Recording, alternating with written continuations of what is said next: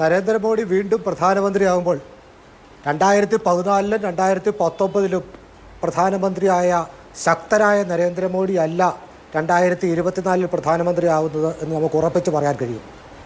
2014-ലും 2019-ലും സ്വന്തം പാർട്ടിക്ക് ഭൂരിപക്ഷം നേടിക്കൊടുത്ത ശക്തനായ പ്രധാനമന്ത്രിയായിരുന്നു നരേന്ദ്രമോദി. തുടർച്ചയായി 2 തവണ സ്വന്തമായി ഭൂരിപക്ഷം നേടിയെടുത്തതിന് ശേഷം അതിന് കഴിയാതെ പോയ പ്രധാനമന്ത്രിയാണ് ഈ തവണ അദ്ദേഹം സ്ഥാനമേൽക്കുന്നത്.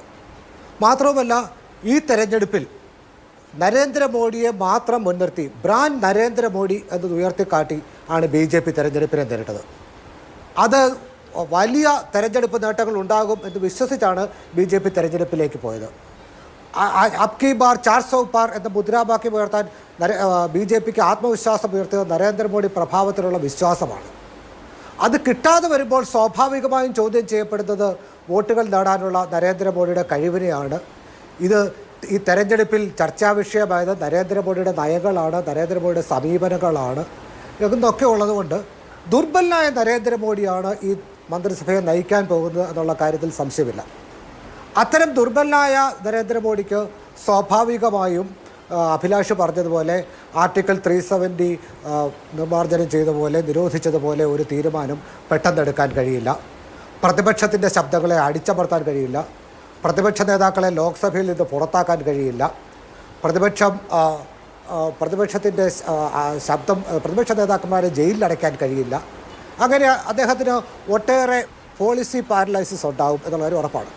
മാത്രമല്ല, ഒരു കൂട്ടുകക്ഷി ഗവൺമെൻറ്റിനെ നയിച്ച അനുഭവം നരേന്ദ്രമോദിക്ക് അദ്ദേഹത്തിൻ്റെ ജീവിതത്തിൽ ഇന്നേ വരെ ഉണ്ടായിട്ടില്ല.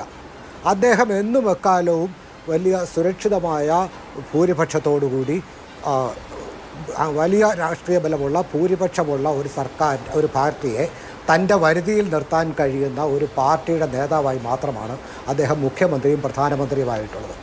അടൽ ബിഹാരി വാജ്പേയിയെ പോലെ കൂട്ടുകക്ഷി സർക്കാരിനെ നയിക്കാൻ വേണ്ട വഴക്കമോ ഒതുക്കമോ ഒന്നുമുള്ള ആളായി നരേന്ദ്രമോദി ഇന്നേ വരെ നമുക്ക് അനുഭവപ്പെട്ടിട്ടില്ല.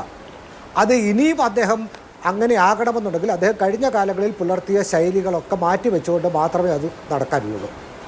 പക്ഷേ അദ്ദേഹം നേരിടുന്ന പ്രധാനപ്പെട്ട ഒരു പ്രശ്നമെന്ന് പറയുന്നത് അദ്ദേഹത്തിന് നേരിടേണ്ട അദ്ദേഹത്തിനോടൊപ്പം കൊണ്ടുപോകേണ്ട 2 പ്രധാനപ്പെട്ട നേതാക്കന്മാർ അദ്ദേഹവുമായി വ്യക്തിപരമായി അവിശ്വാസം പുലർത്തുന്ന ആളുകളാണ് എന്നുള്ളതാണ്.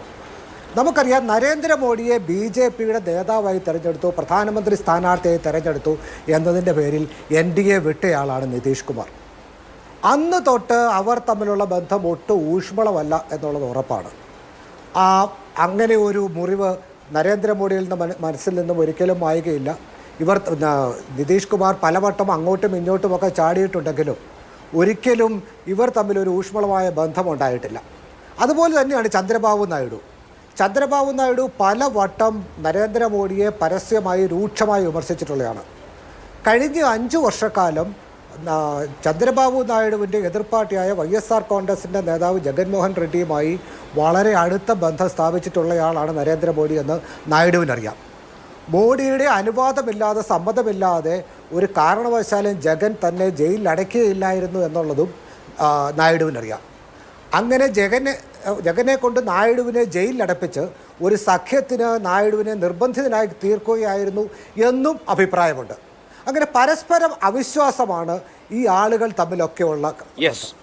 മാത്രവുമല്ല, ഇനിയുള്ള കാലത്ത് ഈ മന്ത്രിസഭയിൽ ചേർന്ന് കഴിഞ്ഞാൽ തന്നെ ഏതെങ്കിലും ഒരു ഘട്ടത്തിൽ മന്ത്രിസഭയുടെ നിലനിൽപ്പിന് ഭീഷണിയായാൽ എന്തെങ്കിലും പുതിയൊരു നയങ്ങൾ സ്വീകരിക്കേണ്ടി വരുമ്പോൾ അഭിപ്രായ വ്യത്യാസം പറഞ്ഞാൽ തങ്ങളുടെ പാർട്ടിയെ പിളർത്തി നരേന്ദ്രമോദി BJPക്ക് സ്വന്തമായി ഭൂരിപക്ഷം ഉണ്ടാക്കാനുള്ള ശ്രമം നടത്തും എന്ന് അവർക്ക് വളരെ നന്നായിട്ടറിയാം. തീർച്ചയായും അങ്ങനെ ഒരു റിസ്ക് കൂടി അവർ നേരിടുന്നുണ്ട്. ഇനിയിപ്പോ പാർട്ടി പുലർത്തിയില്ലെങ്കിൽ തന്നെ BJPയോട് ഒരു സോഫ്റ്റ് കോർണർ സ്വീകരിച്ചിരുന്ന BJPയുമായി ഫ്ലർട്ട് ചെയ്തിരുന്ന പാർട്ടികളെല്ലാം പിന്നീട് നേരിട്ടത് വലിയ ദുരന്തങ്ങളാണ്. നമുക്കതിന് ഈ തെരഞ്ഞെടുപ്പിൽ തന്നെ ധാരാളം ഉദാഹരണങ്ങളുണ്ട്. ഞാൻ ഈ നിരീക്ഷണങ്ങളിലേക്ക് വരാം.